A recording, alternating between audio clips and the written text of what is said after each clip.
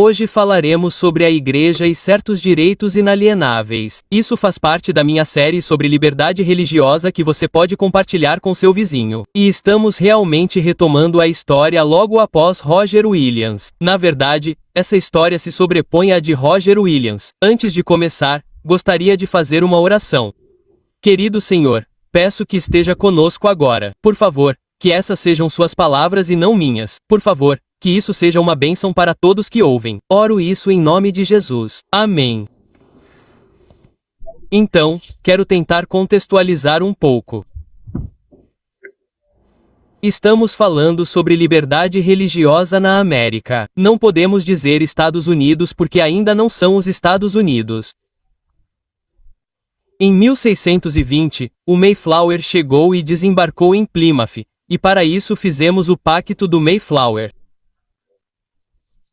Este foi realmente um aspecto muito importante da América, porque esta foi a primeira vez que realmente nos sentamos e fizemos algo semelhante a uma constituição. E como todos nós esperamos lembrar, foram os peregrinos que fizeram isso. Este era um grupo de puritanos que estavam fugindo da perseguição e vindo para a América. Eles foram desviados do caminho e acabaram em Plymouth em vez de onde pretendiam ir. E por essa razão tudo estava meio desordenado e então eles acabaram tendo que começar do zero e foi isso que nos rendeu o Pacto do Mayflower. Então isso foi em 1620. Em 1630, a colônia da Baía de Massachusetts chegou e se estabeleceu perto da colônia de Plymouth. Este também era um grupo de puritanos tentando escapar da perseguição da Inglaterra. E falamos antes sobre Roger Williams.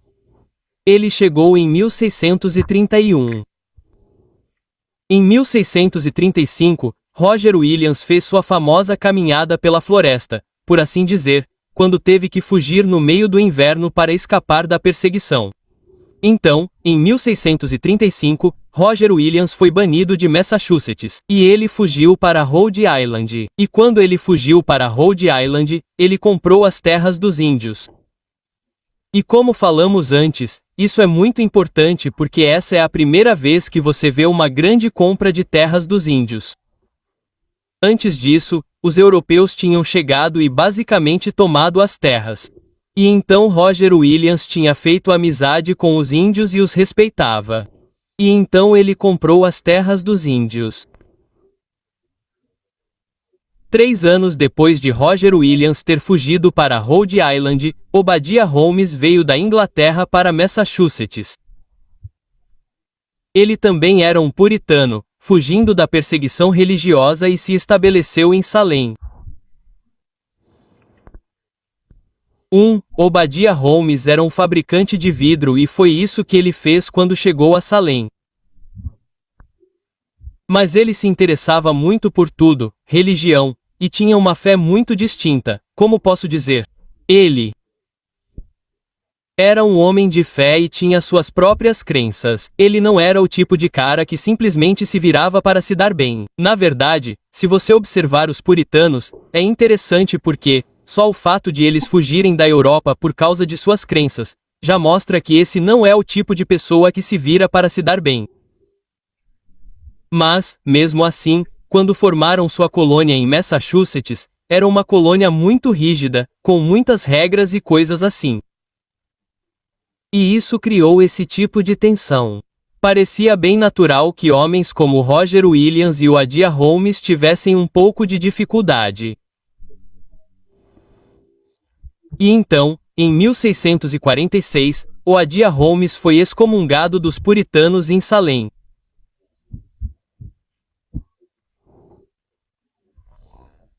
Uma coisa que você precisa entender sobre os puritanos é que eles tinham regras muito rígidas. Eles eram rápidos em excomungar você por fazer coisas que eles acreditavam que você não deveria fazer, mas também eram rápidos em trazê-lo de volta. Então, você poderia ser excomungado em uma manhã de domingo e, na tarde de domingo, poderia estar arrependido e voltar para a igreja. Uma das coisas sobre eles era que era muito importante ser membro da igreja porque, se você não fosse membro da igreja, não poderia participar da sociedade civil. Seus direitos não eram realmente reconhecidos. Você não podia votar. Era uma espécie de democracia, uma combinação estranha de princípios democráticos e autoritarismo. Então, você não podia participar a menos que fosse membro da igreja. Então, em 1646, Oadia Holmes foi excomungado, mas logo voltou para a igreja. Em 1650, o vemos excomungado novamente. Bem, dessa vez o efeito seria muito mais duradouro. Obadia Holmes estava se tornando batista, e falaremos mais sobre isso. Os batistas eram... Não tenho certeza. Na verdade, tenho certeza de que não se chamavam batistas. Não dava para entrar em Massachusetts em 1650 e dizer: onde estão os batistas? Não acredito. Eles seriam chamados de cismáticos e coisas assim. Mas o que realmente estava acontecendo com eles era essa ideia do batismo do crente. O batismo do crente é a ideia de que você é levado a Jesus. Você reconhece Jesus como seu Salvador. Você se arrepende de seus pecados e, como sinal de segui-lo, você é batizado. E como cristãos, protestantes nos Estados Unidos, no Canadá e em todo o mundo ocidental, estamos bem familiarizados com esse conceito. Mas esse conceito era meio que um conceito radical. Na verdade, é chamado de reforma radical para as pessoas que acreditavam nesse conceito, voltando àquela época. E então essa era uma ideia radical porque a ideia que existia naquela época era o batismo infantil. É quando você nasce. Eu acredito que é batizado e batizado. Tudo acontece muito rápido, 1 ou 2 semanas após o nascimento. Acho que você tem que me perdoar.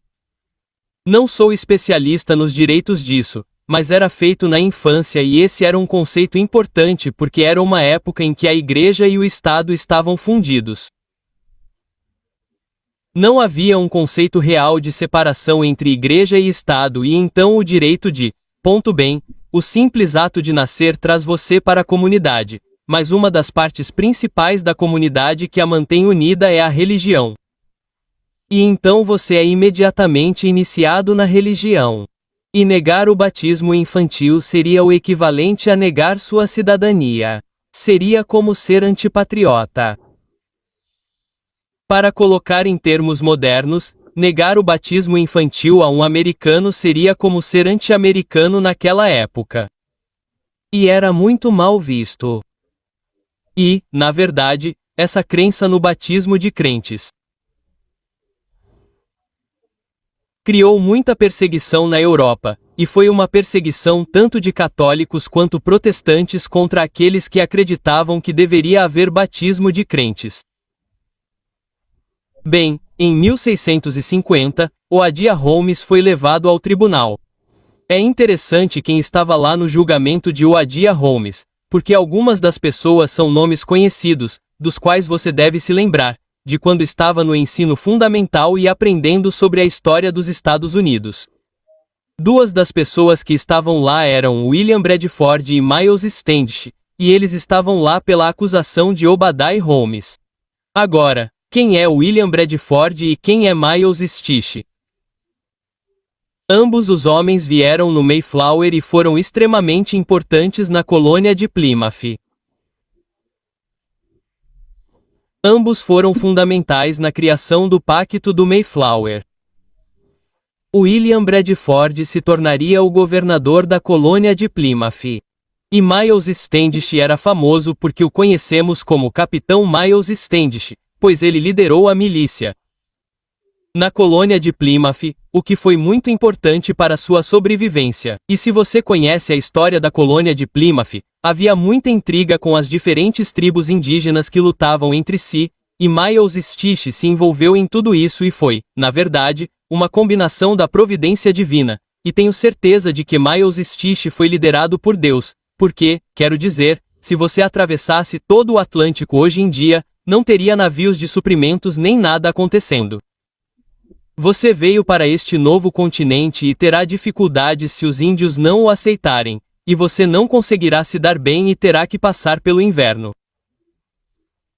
E então todas as coisas diferentes que aconteceram com Miles Standish, trabalhando nisso para que a colônia pudesse sobreviver, são partes muito importantes da nossa história.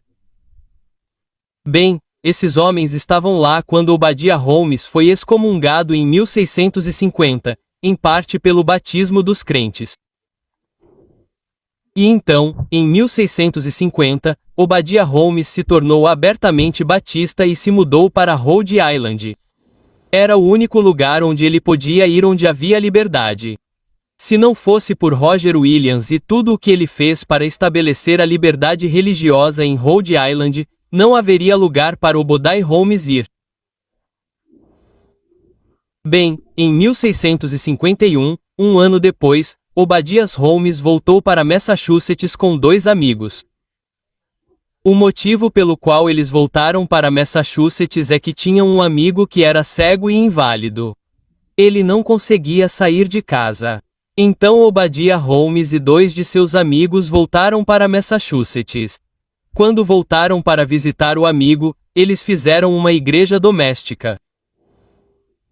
Bem, isso é realmente um grande problema. Isso é uma violação da lei de Massachusetts, e é realmente uma violação da lei de tudo o que estava acontecendo em todas as colônias, tudo o que estava acontecendo na Europa. Era um princípio bem aceito que ninguém poderia pregar a menos que tivesse uma licença para pregar. Então, fazer uma igreja doméstica ia contra essa regra. Além disso, Obadiah Holmes foi excomungado. Ele não tem permissão para fazer parte da sociedade de Massachusetts. Então, aqui você tem esse cara excomungado voltando para Massachusetts e pregando em uma igreja doméstica.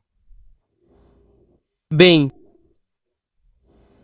eles fizeram isso por um dia e depois foram presos e tenho certeza de que foram levados perante o magistrado. Não sei o que eles fizeram naquela época. Não temos registros completos disso, mas, eles o levam perante o magistrado, podemos imaginar. E eles dizem a ele: você violou a lei, certo? É por isso que você foi preso. Então, eles o deixaram ir depois de prendê-lo e Obadiah Holmes no dia seguinte voltou para a mesma casa.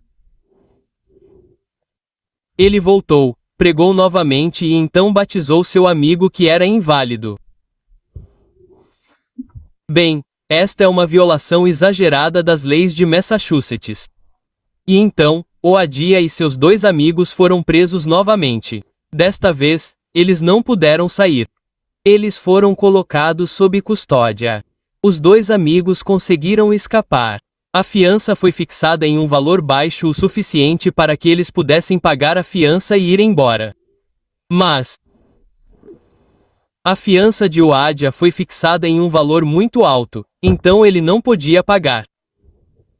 E eu acredito que alguns amigos dele realmente arrecadaram dinheiro para que ele pudesse ser libertado sob fiança, mas ele não quis porque disse que era muito dinheiro e que isso não estava certo. Então, o valor da fiança, eu acredito, foi fixado em 30 libras e, você sabe, sendo o dinheiro o que é, 30 libras naquela época são muito diferentes das 30 libras de hoje. Não sei quanto seria, Mas, de qualquer forma, por esse motivo, Obadiah ficou preso por 46 dias. Após os 46 dias, houve um julgamento. O governador Endicott estava lá. Não tenho certeza se ele estava presidindo o julgamento, se ele era apenas parte da acusação ou o que exatamente, mas o reverendo John Cotton estava lá. Então, o reverendo John Cotton é um indivíduo muito importante em Massachusetts e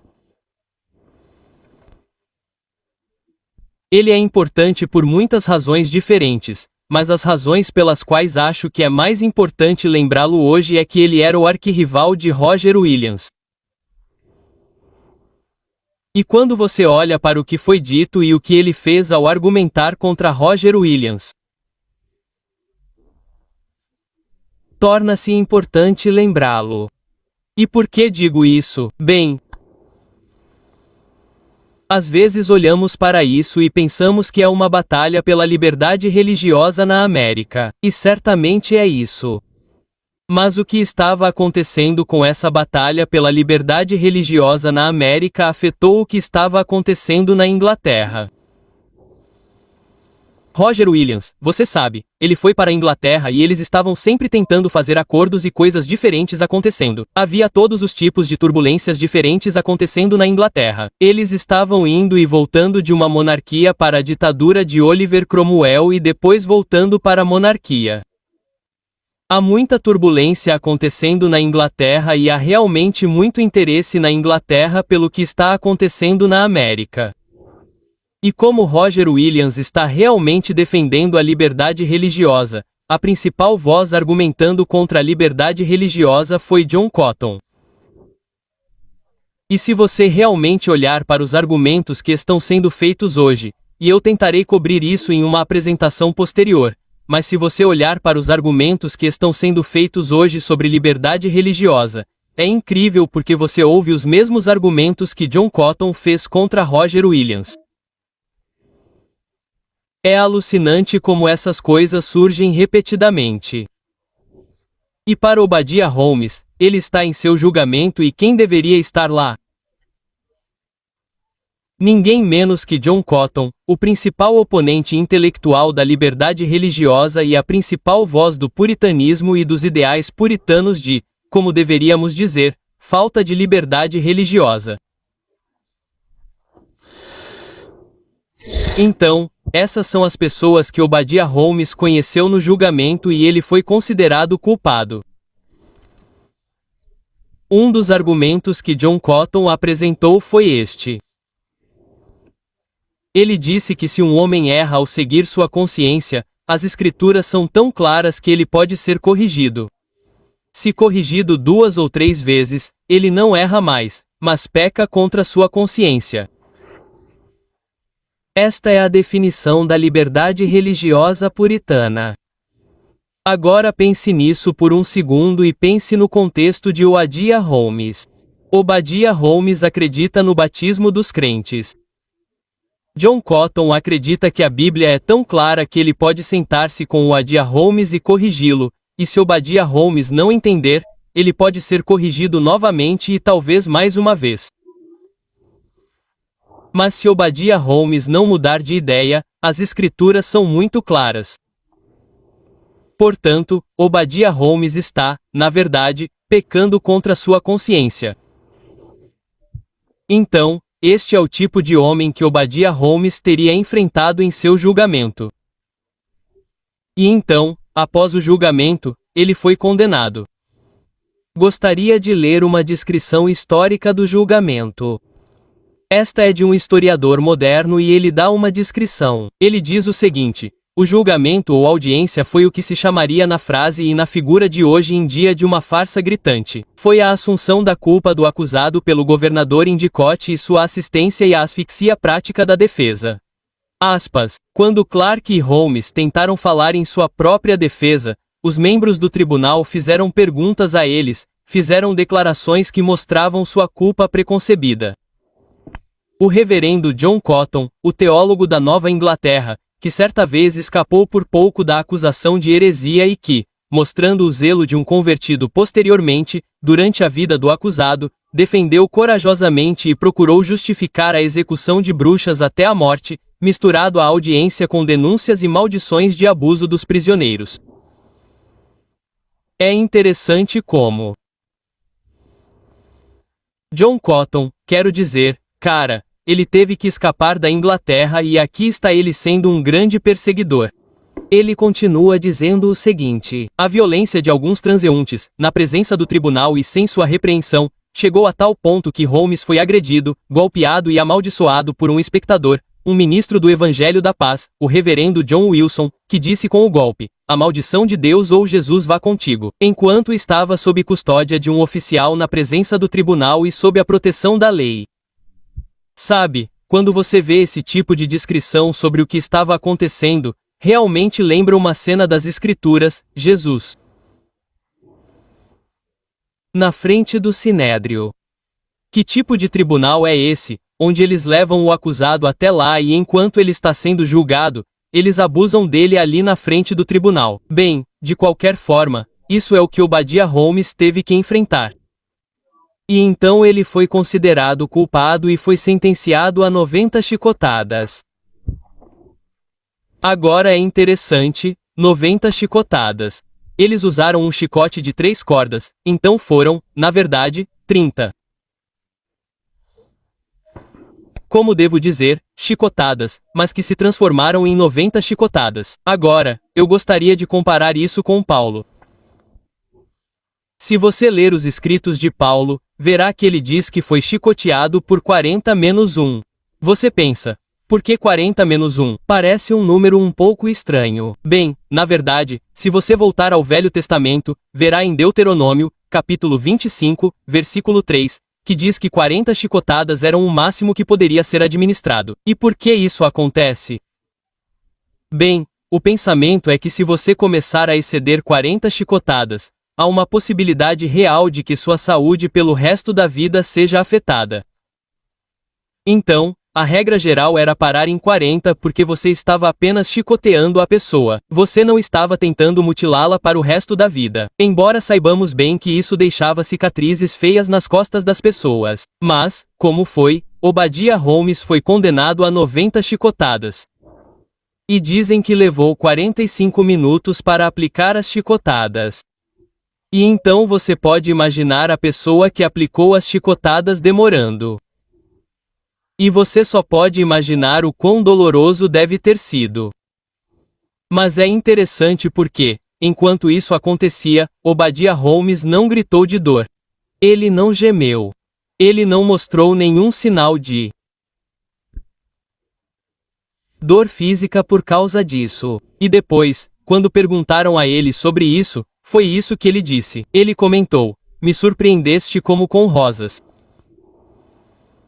Mas, embora ele não parecesse sentir dor durante as chicotadas, sabemos que por muitas semanas ele só conseguia ficar apoiado nos joelhos e cotovelos. Ele não conseguia se deitar. Agora, é interessante. Havia espectadores lá e alguns deles expressaram simpatia. Bem, adivinhem? Os transeuntes que expressaram simpatia foram presos porque expressaram simpatia. E um desses transeuntes era um homem idoso de 68 anos. 10 dias depois de ser preso por expressar simpatia por Obadiah, ele morreu.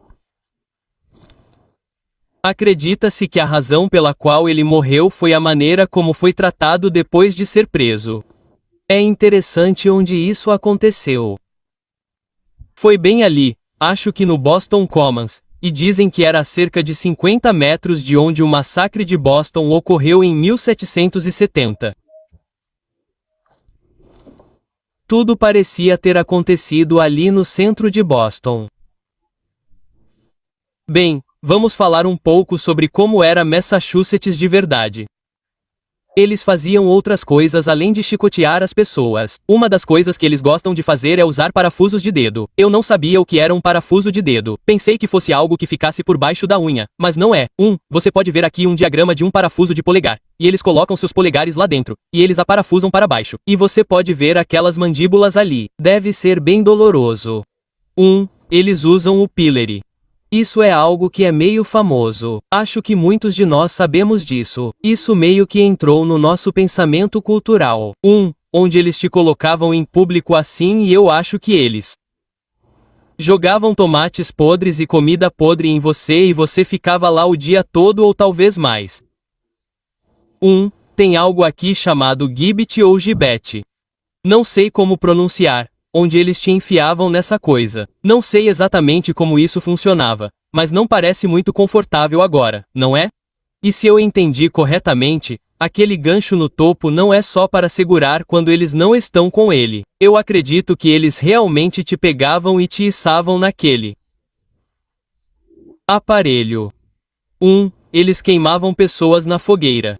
Agora, é interessante que, ao estudar Massachusetts, como posso dizer, tenho a impressão de que eles estão tentando reescrever a história. Acredito que provavelmente houve 2 pessoas queimadas na fogueira em Massachusetts. No entanto, você pode verificar fontes diferentes. Na verdade, se você fosse à Wikipédia hoje, acredito que seja a Wikipédia. Não consigo lembrar o que estava pesquisando, mas algo como que eles não queimavam pessoas na fogueira, mas, seja esse o caso ou não, você pode ver coisas horríveis que eles faziam. Há um dispositivo aqui e não sei o nome dele agora. É um dispositivo interessante. Eles colocavam você no chão e basicamente colocavam uma porta em cima de você e então empilhavam pesos em cima dela. Essa era outra forma de punição deles. E eles realmente faziam isso a ponto de uma das vítimas morrer lá em Massachusetts. Então, é bem interessante. Temos essa tendência de pensar nos colonos e elevá-los a esse nível de, sei lá, quase santidade. Mas quando você realmente olha para os detalhes do que estava acontecendo nas colônias dos Estados Unidos, não era realmente um paraíso maravilhoso. Eles tinham escapado da perseguição religiosa. O que estava realmente acontecendo era que eles estavam apenas substituindo uma igreja como poder perseguidor por outra igreja como poder perseguidor. E é por isso que é tão importante o que Roger Williams fez, o que Obadiah Holmes fez, e é tão importante lembrarmos disso porque, à medida que passamos pelo tempo e vemos as coisas acontecendo no mundo hoje, vemos argumentos sendo feitos sobre como a América precisa ser uma nação cristã e voltar para Deus. Você realmente ouve os argumentos dizendo, se você ouvir com atenção, eles podem não usar essas palavras, mas os argumentos e a lógica que eles estão usando são, na verdade, os argumentos e a lógica de John Cotton e da colônia da Baía de Massachusetts. E esta é uma colônia que se envolveu nesse tipo de comportamento. Mas, de qualquer forma, vamos prosseguir com a história de Obadiah Holmes. O que aconteceu com ele? Bem, depois do julgamento, ele fugiu de Massachusetts e foi para Rhode Island, onde se tornou o segundo pastor da primeira igreja batista da América. Esta é uma foto dessa igreja. Na verdade, este é o local da igreja que foi incendiada e esta foi reconstruída depois. Bem, ele se torna um ministro lá e o primeiro-ministro foi o Dr. John Clark. O Dr. John Clark é realmente muito interessante. Ele tinha saído quando Obadiah Holmes chegou. Ele voltou e os dois ministraram juntos. Mas quem era John Clark? Bem, antes de tudo, ele era um co-réu. Ele era um dos outros caras no julgamento em que Obadiah Holmes foi condenado. Ele era um dos caras que estavam presentes naquele batismo. Mas ele fez outra coisa que foi muito importante e é por isso que ele ficou fora desta igreja por um tempo. Já tínhamos ouvido falar sobre como Roger Williams obteve uma carta. Na verdade, ele obteve 2 cartas para Rhode Island. Mas ainda havia problemas com a estrutura legal e a representação de Rhode Island em todo o grande esquema legal das coisas. E quando chegamos a 1652, acredito que Charles estava de volta ao poder. A monarquia havia sido restaurada. E então, na verdade, não tenho certeza se foi em 1652, mas em algum momento, o Dr. Clark voltou e obteve outra carta para Rhode Island. E então Rhode Island estava totalmente estabelecida legalmente e ninguém nunca teve disputas com o status legal de Rhode Island. Acho que isso é realmente algo importante para se ter em mente.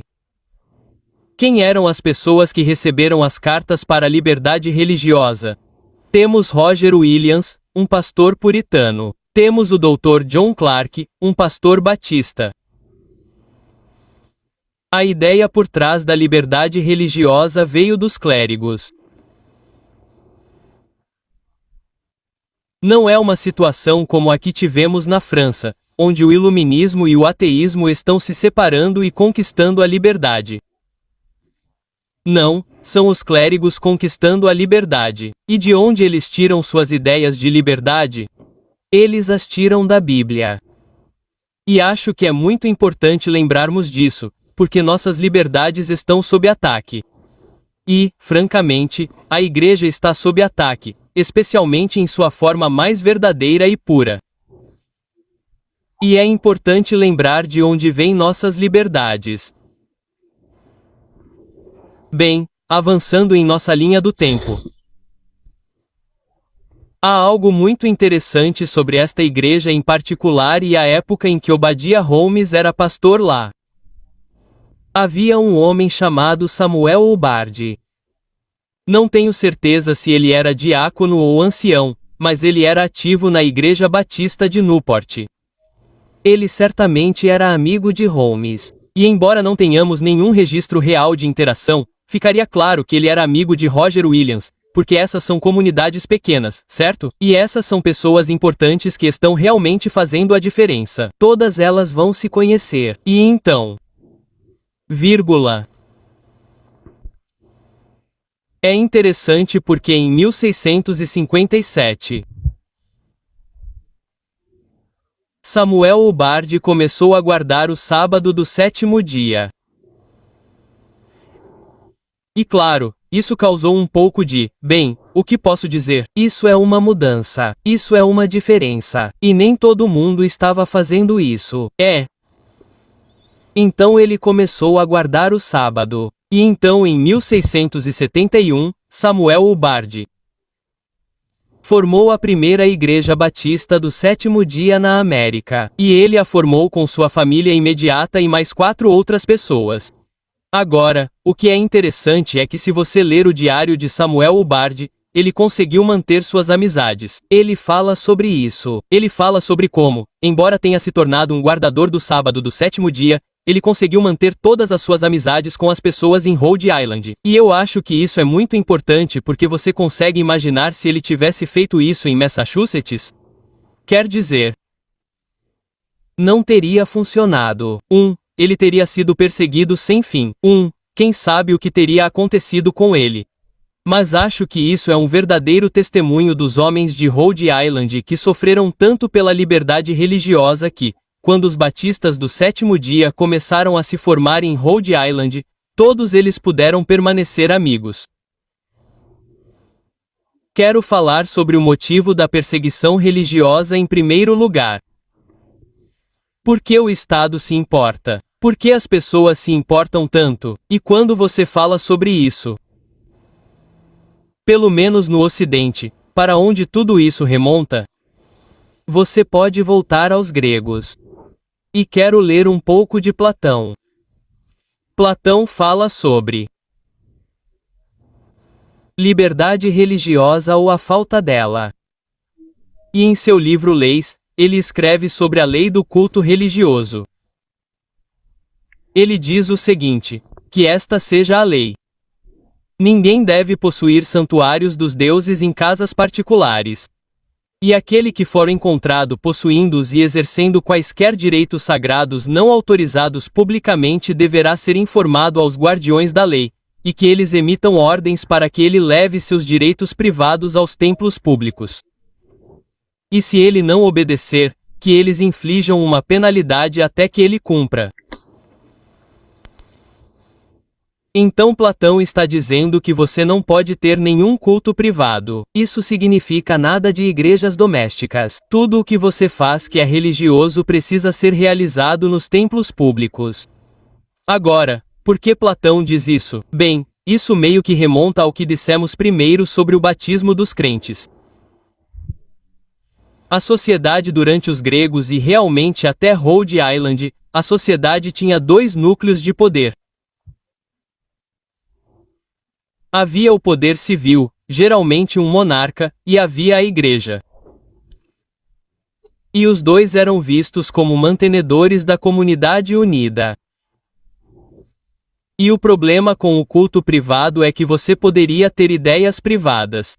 E se você tivesse ideias privadas, bem, quem sabe aonde isso poderia levar. Havia também um pensamento preocupante, que é que, especialmente na mente pagã, a ideia era que, você realiza um ritual, haverá uma ação. E você pode realizar algum tipo de ritual contra seu vizinho ou contra o monarca ou contra outra coisa porque você está fazendo isso em particular, e você pode se safar, e você pode estar fazendo isso e realmente obtendo algum tipo de ganho privado. E então, por todas essas razões, e para manter a dissensão longe, Platão diz que a religião é fundamentalmente política, e por essa razão, você não pode fazê-la em particular. Bem, se voltarmos no tempo para a Idade Média, a Idade das Trevas, Há outro conceito que se desenvolveu e é algo chamado de grande cadeia do ser. Acho interessante a frequência com que, em meus estudos de vários assuntos, a grande cadeia do ser realmente aparece. Esta é, na verdade, uma ideia muito importante que ditou o que aconteceu durante a Idade Média, durante a Idade das Trevas. E aqui eu tenho um diagrama da grande cadeia do ser. E o que você pode ver quando você observe o diagrama? Você pode ver que Deus está no topo. E, neste em particular, não tenho certeza do que exatamente está sendo representado, mas você tem Deus no topo. Isso é óbvio. E então você tem os anjos abaixo. E então, quando você desce para o próximo nível, você tem os clérigos e a humanidade. E então você desce e termina com o reino animal e depois com o reino vegetal. E então, abaixo de tudo isso, está o inferno, onde Satanás está.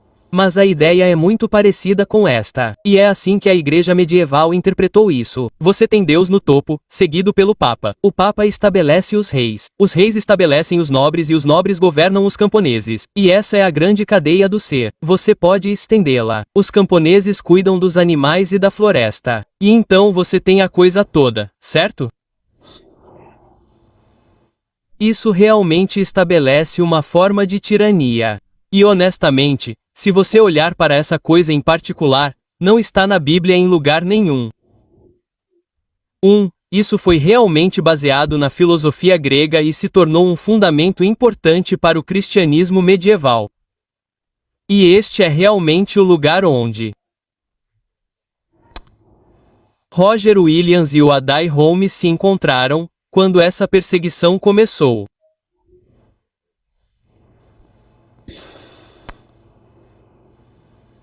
Quero voltar à ideia do batismo do crente e como o batismo do crente interrompe isso.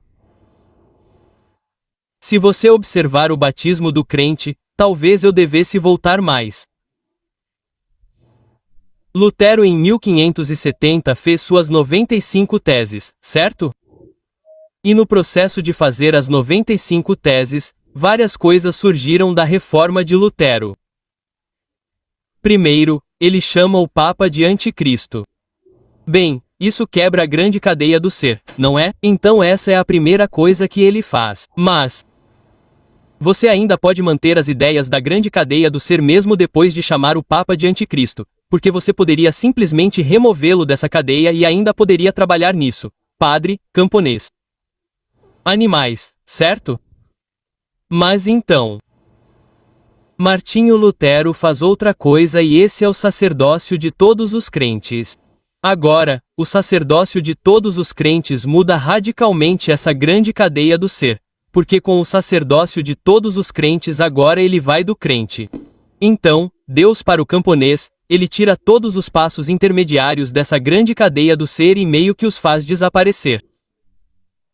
Ponto. E então muitas coisas acontecem, mas você sabe, quando Martinho Lutero disse essas coisas, ele não conseguia ver as implicações completas do que havia dito. E então Martinho Lutero era realmente contra o batismo infantil. Desculpe-me, ele era contra o batismo de crentes. Na verdade, ele tinha algumas coisas realmente desagradáveis a dizer sobre as pessoas que acreditavam no batismo de crentes. E é interessante porque depois de 1517, o batismo de crentes surgiu muito rápido. Foi apenas alguns anos depois de 1517 que você teve as primeiras pessoas acreditando no batismo de crentes e nós os conhecemos hoje como os anabatistas. Então foi isso que aconteceu com Lutero.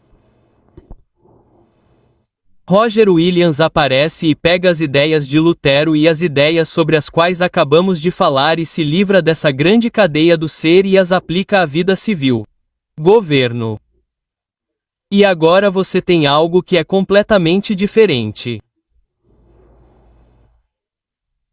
Embora eles tenham obtido cartas régias, estamos caminhando para a democracia. Estamos caminhando para a ideia de que cada pessoa é um indivíduo. Cada pessoa tem direitos individuais e cada pessoa deve ser livre individualmente. Esta é uma grande mudança, e era isso que o mundo estava passando, e isso resultou em 1776, com Thomas Jefferson escrevendo a Declaração da Independência. E o que ele diz é o seguinte: consideramos estas verdades como evidentes por si mesmas, que todos os homens são criados iguais, que são dotados pelo seu Criador de direitos certos e alienáveis, que entre estes estão a vida, a liberdade e a busca da felicidade. Para garantir esses direitos, os governos são instituídos entre os homens, derivando seus poderes justos do consentimento dos governados. Agora, olhe para isto.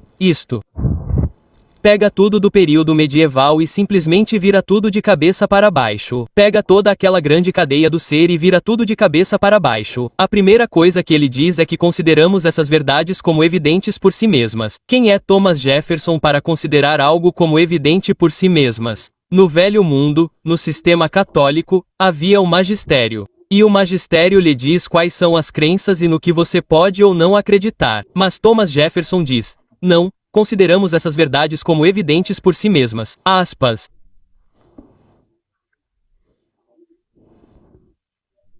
E então ele as vincula a Deus. Ele diz: todos os homens são criados iguais. É interessante porque quando você chega à Revolução Francesa, eles se livram da criação porque querem se livrar de Deus. Mas a Revolução Americana mantém Deus ali, de modo que todos são dotados por seu Criador com certos direitos inalienáveis.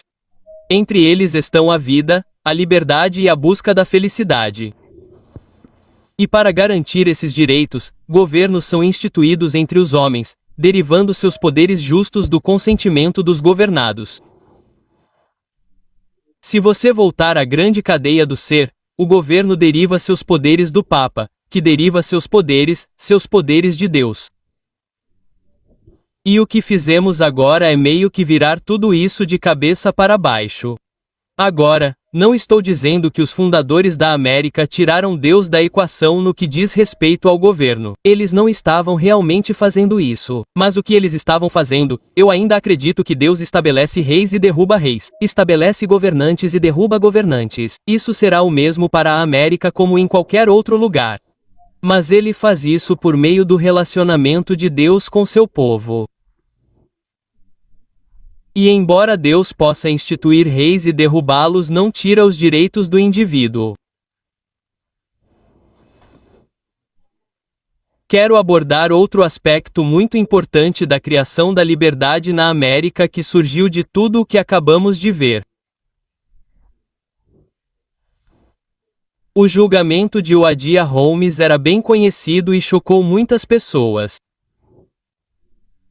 Embora a perseguição nas colônias não diminuísse por algum tempo, Massachusetts se envolveria em muitos outros tipos de perseguições nefastas. Isso fez as pessoas pensarem e foi esse processo de pensar que realmente mudou a América. E sendo a América um lugar cheio de cristãos, para onde você acha que eles se voltaram para tentar descobrir e pensar sobre o que fazer e como resolver esse problema? Então, eles se voltaram para Mateus 18. Se você olhar para Mateus 18, esta é uma passagem muito conhecida nas Escrituras. Espero que você a conheça, mas basicamente Mateus 18 fala sobre o que fazer se você tiver uma disputa com seu irmão. E fala sobre resolução de disputas cristãs.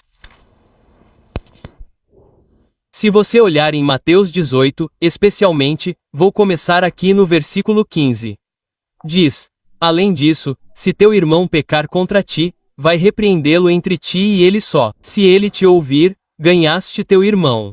Mas, se não te ouvir, toma ainda contigo uma ou duas pessoas, para que, pela boca de 2 ou 3 testemunhas, toda palavra seja confirmada. E, se ele não os ouvir, dize-o à igreja. E, se também não ouvir a igreja, considere-o como um gentil e publicano. Em verdade vos digo que tudo o que ligardes na terra será ligado no céu, e tudo o que desligardes na terra será desligado no céu. E digo outra vez que, se 2 ou 3 concordarem na terra acerca de qualquer coisa que pedirem, isso lhe será feito por meu Pai, que está nos céus. Pois onde 2 ou 3 estiverem reunidos em meu nome, aí estou eu no meio deles. Agora, isso lembra um pouco o que John Cotton estava dizendo, certo? Você traz o homem, conversa um pouco com ele e, se não o fizer, o leva essencialmente a um julgamento. E os crentes na América estavam olhando para isso. Mas, você sabe, eles perceberam algo aqui que era um pouco diferente. E o que acontecia é que se qualquer homem não ouvisse naquele momento e você o trouxesse perante a igreja, então você o colocaria fora da igreja. Mas você não o colocaria fora da sociedade. Você não o chicotearia. Você não o queimaria na fogueira. Você não faria nenhuma dessas coisas. E então, ao olharem para as Escrituras, e não apenas Mateus 18, mas em todas as Escrituras, você sabe, você vê passagens onde Cristo diz coisas como: meu reino não é deste mundo, e coisas assim. Isso fez com que os colonos percebessem que precisavam ter uma separação entre a igreja e o poder civil. E ao analisar isso, eles encontraram princípios diferentes que o levaram diante de 2 ou 3 testemunhas, o levaram diante da igreja. E isso os fez pensar que havia tradições mais antigas na Inglaterra que antecederam isso. Mas os colonos pegaram essa passagem em particular e perceberam que, no futuro, precisaríamos lidar com essas coisas de forma diferente e precisaríamos lidar com isso por meio de um julgamento por júri e governança local. Acho algo muito interessante sobre Mateus 18 porque você se perguntaria: bem, por que eles vieram aqui? Se você olhar as Escrituras, este é realmente o único lugar onde a autoridade da igreja é definida. Você não vê muitos lugares onde há uma definição real de autoridade da igreja. Agora, há outra passagem nas Escrituras que é muito usada para a autoridade da igreja. No entanto, os colonos entenderam que essa passagem foi mal utilizada. E essa passagem também é muito familiar para você, provavelmente, e é Mateus 16, onde Jesus fala sobre construir sua igreja, e ele diz: sobre esta pedra edificarei esta igreja. E você vê que essa passagem foi muito abusada porque se fôssemos fazer um estudo de Mateus 16, veríamos que Cristo está falando sobre construir a igreja sobre si mesmo. Claro, a Igreja Católica entendeu isso como se eles estivessem construindo sobre Pedro e sobre São Pedro, que eles disseram ser o primeiro Papa, e então eles reivindicam a supremacia papal dessa passagem. Bem, os colonos não eram burros o suficiente para serem enganados por essa interpretação de Mateus 16. E então, eles estavam realmente presos a Mateus 18 como sendo o lugar para a autoridade da igreja. E a partir daí, eles viram isso. Eles derivaram a ideia de que deveria haver julgamentos por júri. Os julgamentos deveriam ser locais. E quando se trata de todas as coisas eclesiásticas, eles começaram a ver que precisavam se separar dessas coisas. E então você pode ver que todas essas coisas estavam se afastando dessa grande cadeia do ser. E como a cadeia do ser foi quebrada e jogada na lata de lixo da história, eu diria que provavelmente muito poucas pessoas sabem alguma coisa sobre isso hoje, a menos que sejam especialistas em teologia, teologia medieval e história medieval. Simplesmente desapareceu. Desapareceu completamente. E sabemos que o que realmente aconteceu foi a ideia, e tudo isso derivou muito de Lutero, o sacerdócio de todos os crentes.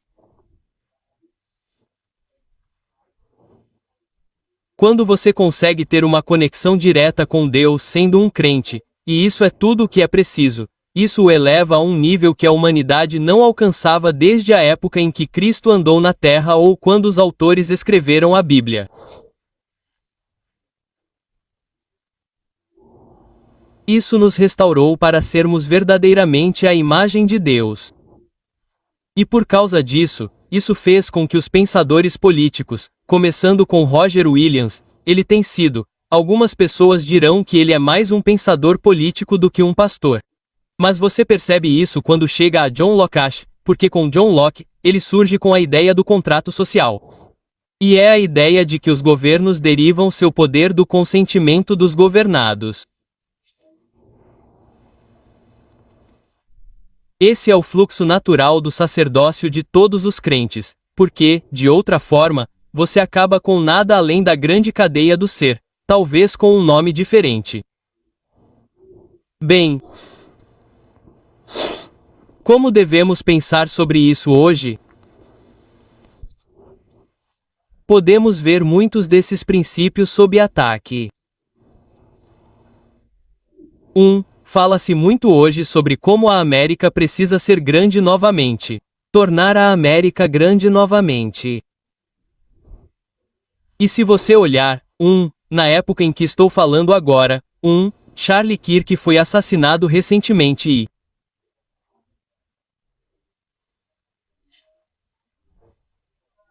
a retórica na América mudou muito em direção à religião e no processo do que está sendo falado, a essa conversa de que a América precisa voltar ao cristianismo.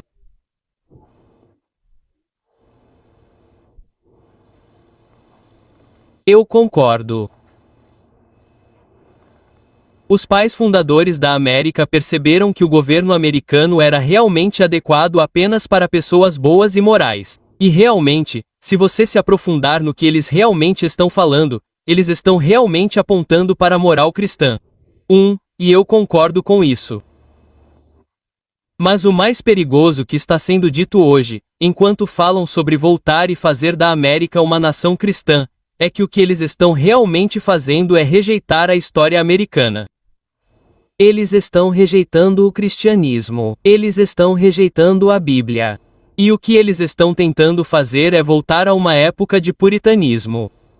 E posso dizer que, se você olhar o que Platão tinha a dizer, ele disse, deixe-me encontrar a citação aqui.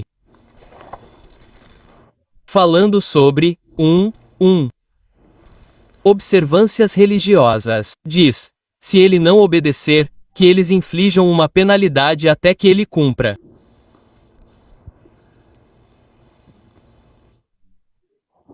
Já que a conversa é para um retorno à moral cristã, com a qual mais uma vez concordo, mas a conversa está se movendo em direção à legislação da moral cristã.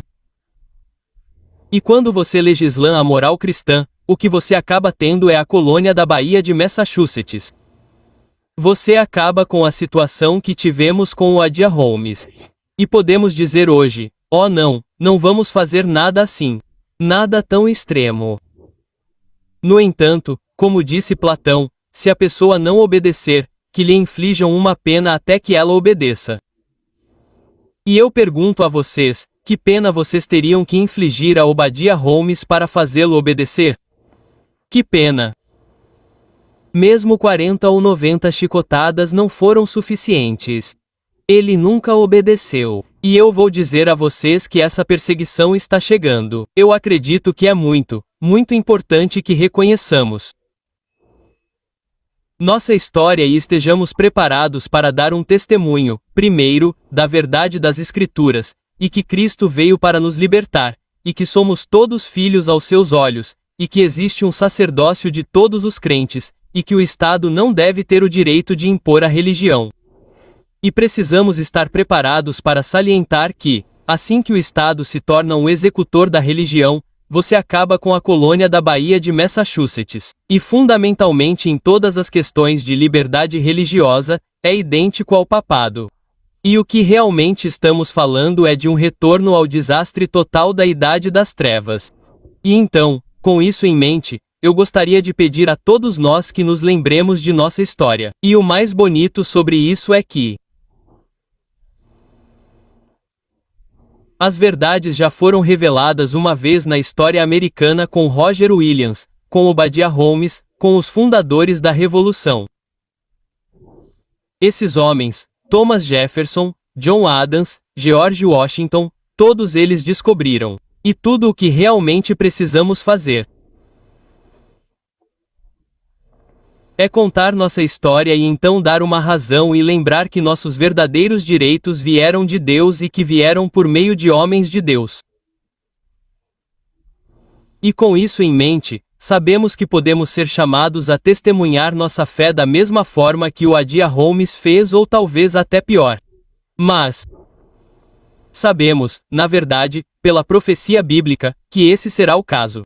Mas precisamos ser fiéis ao nosso Senhor e Salvador e fiéis aos princípios da liberdade religiosa.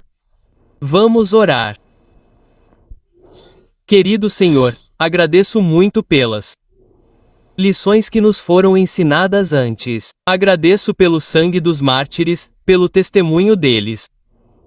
E Senhor, eu oro para que cada um de nós leve isso a sério e que reservemos um tempo para entender nossa própria história, para entender a história e a experiência da América. Sabemos que você teve sua mão na fundação da América. Também sabemos que as coisas parecem estar indo na direção errada, e sabemos pela profecia bíblica que elas irão. Mas peço, Senhor, que sejamos testemunhas verdadeiras e fiéis para você. Eu oro isso em nome de Jesus. Amém.